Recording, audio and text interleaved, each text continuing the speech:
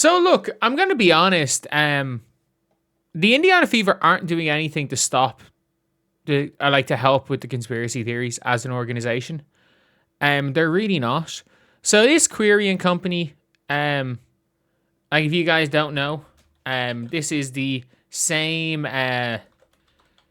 This is basically the same place where Scott Agnes went on about a week ago. So 9 days ago, Scott Agnes goes on the Query and Company show. And if you look at every single one of the comments here, this interview was planned to create doubt about Caitlin Clark not being needed on this team. Let's summarize. Query baiting Scott 14 different ways. Are we all watching the same game? How can everyone say it's being called fairly? Indie media is a clown. You can tell you're following the online narrative, not watching the game. Basically, the whole interview was debate Scott and the crapping on Caitlin. So we all remember this. This is literally, this is basically a Caitlin Clark hit piece. 9 days later, Stephanie White's on the show. Brooks, for certain. Sorry. Stephanie White's on the show 9 days later. I even noticed that neither White nor Dunn, any front office, came out and reviewed Dak's comments in regardless to the shot. If you have any knowledge, yada yada. Talk about the hit pieces. Dude was on here the other day amplifying hit piece, trying to get Scott Agnes to talk crap about CC. Like, I'm being real here. He was absolutely part of the contingent that were trying to go out of the way to shit on Caitlin Clark. Like, he was trying to convince he was trying to bait Scott Agnes into saying something. He heavily implied that the Indiana Fever are better without Caitlin Clark. He heavily implied. I don't remember. Again, I'm not going to quote him, but I'm pretty sure. I could be wrong on this. I could very well be wrong. I think he might have used the word diva to mention Caitlin Clark. I'm not entirely sure, though. I could be thinking the wrong thing. But, like, this guy, essentially, he didn't write a hit piece, but he had an entire segment that was essentially a hit piece on Caitlin Clark. And a week later, your coach goes on to his radio show. And some people are like, oh, you know, it's local media, you have to do it. No, you don't. No, you don't. Let's be real. Like, plenty of teams, whatever the fine is, would say, no, you talk shit about our player, we're not going back on your show. But they're not doing the conspiracy theories any good. Like, they just aren't. They are not doing the conspiracy theories any good. Like, this guy right here has already basically shit talked Caitlin Clark. He already has. I don't even really care. It's like, she gave a grand total of 2 interviews. I really don't care. I said here, shout out to Steph White Goes on the same radio, which essentially aired a Caitlin Clark hit piece last week. And people were like, oh, it was a different host. No, it wasn't. It was the same guy. The Fever got Steph White on the radio after every new think piece. And they've gotten one. And again, this is one of these things where it's like, after the shit he was talking about Caitlin Clark choosing to go on this, definitely something. Absolutely. Steph White and one for Hitman. That's the problem. Is that people fully believe.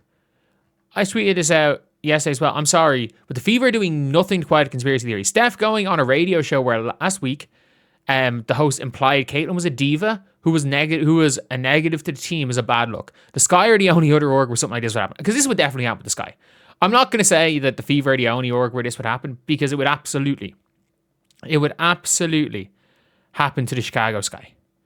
Like, I'm sorry, this is something that would happen that you would think the Chicago Sky would do. This is Chicago Sky-esque. And that's the problem, is that, like, they're at the stage where, for me, they are second only to the Chicago Sky in, like, incompetency from a organizational point of view. There is no other organization that would have their coach go on a radio show that hosted let's be real, 15-minute long teardown of their star player a week earlier.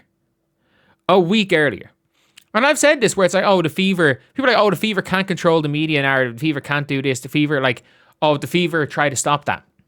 But, like, I'm not going to lie, I'm not going to say they're amplifying the Caitlin Clark hate, because I think that's probably that's a bit too far.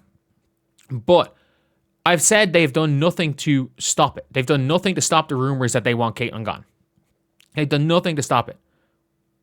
And this is another one of those moments where you're like, do they actually want Caitlin there? Do they actually want her there? Because if we're being very real, like we all know, like let's be fair. Nobody on the nobody when it comes to the Fever in the organization would be caught dead doing anything with Dave Portnoy. Why? Because Dave Portnoy is, said something about Angel. That's when it all comes down to it, it's that. Yes, there are other issues with Dave Portnoy. Absolutely. But when it comes to WNBA, the only problem any of them seems to have is what he said about Angel Reese. But like, you're going to go on a show 1 week after this guy said some horrible things about Caitlin Clark? Because it doesn't matter? Because it actually doesn't matter. Because again, we all say there's no space for hate. There's no space for hate. And we joke about, there's actually, it's a wrong line. It's actually, there's no space for Kate. The Indiana Fever aren't doing anything. Like Kate as in C-A-I-T. Steph White has media giving her cover, running stories saying what a great coach she is and what diva Caitlin Clark is. So obvious the media campaign is being orchestrated by the Fever. Disgusting. I don't believe that. Like, that, the scariest part is I don't believe that. But I am actually, like, if you are someone that believes this, you have more evidence that this is what's happening. The only evidence that I have is that I don't think these are bad people. I hope is that I give humans the benefit of the doubt. That's the only way I can say that this organization is not trying to put out, this organization is not masterminding a Caitlin Clark hate campaign.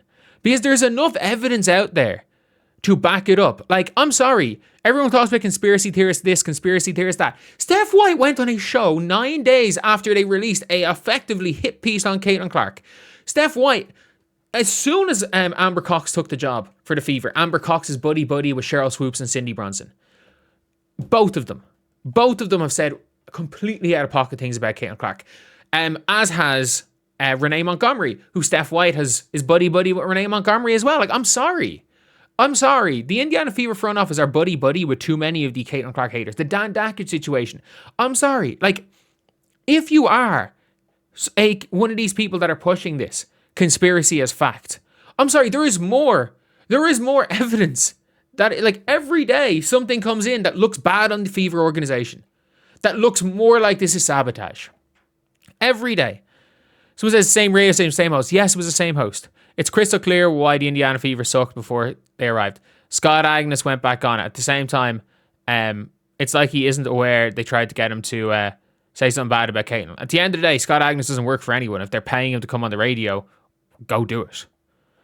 The Indiana Fever organization are pure evil. And that's the problem here, is that when it comes down to it, I don't believe that. Or I hope they're not. It's now even at the stage where I'm like, I hope they're not evil. I hope they're not evil. Like, you're not going to hear me shut down the conspiracy theorists, because I'm sorry. Every fucking day, there's something that backs up the conspiracy theory. Every day, there is a new thing that backs up the conspiracy theory. Every single day. I genuinely don't know what we're doing here. I don't know what we're what we're supposed to expect. And again, I mean this, the quote unquote conspiracy theorists who are like a blight to the organization and are ruining things. No, fuck off. Genuinely fuck off. You've got, like, you cannot blame conspiracy theorists when your coach is going on to a radio show hosted by somebody who essentially put out a fucking hit piece on a player. I'm sorry, if they said that about Kelsey Mitchell, if he went on a rant about Kelsey Mitchell on his show, where, by the way, he made sure that he kept talking about how great Kelsey Mitchell was when he put down Caitlin. You better believe if anyone went on a negative rant, if he went on a rant after Kelsey Mitchell's putrid performance against was it the New York Liberty? Absolutely embarrassingly bad performance. Was the Liberty the one where she just kept running in circles? I think it was. Like, absolute embarrassment of a performance from Kelsey Mitchell against the New York Liberty. If he went on radio, as sports analysts do, and criticized Kelsey Mitchell's performance against the Liberty, you better believe Steph White's not going on that show. But because it's Caitlin Clark, it's fair game. And even in the organization, hit pieces on Caitlin Clark, calling out Caitlin Clark is fair game. If your organization doesn't have your back, who does? And I understand behind closed doors, they absolutely do. Like, if Caitlin Clark would not be saying what she's saying publicly if behind closed doors, they had no issue. The problem is publicly, they don't. Publicly, this organization does not give a damn. They're not doing anything to stop this. Like, Caitlin Clark's frustrated at, why does she keep being asked all these questions? Why? Because the Indiana Fever organization is complicit in this shit. If not a conspiracy or conspiring against Caitlin Clark, they at least know what's going on and are doing nothing to stop the narratives. They're doing stuff that are not only not going to stop the narratives, but keep the narratives going. For what reason? I don't know. The only logic is that they want to get rid of Caitlin. There is no other reason for the Fever to be doing what they're doing other than they want to get rid of Caitlin. There's just not. There is just not any other logical reason. The one positive thing is that the Indiana Fever are pretty incompetent as an organization. They are incompetent. And a lot of the time, you can say, like, look, what you don't want to do is attribute malice to incompetence. That is the one thing, the one little bit that I will, the one little thing I'll give her, or I'll give this organization, is that they're incompetent. So I see this. They continue to have, I'm not criticizing him, but like, they are so incompetent that maybe this is not malice, it's just incompetence. It is now at the stage where the only way you can give the benefit of the doubt to the Indiana Fever organization is if they, from top to bottom, are completely incompetent. Anyway, I just realized there I still have paint on my eye. I've been painting all day. I'm getting my new office ready. So yeah, I'll see you guys.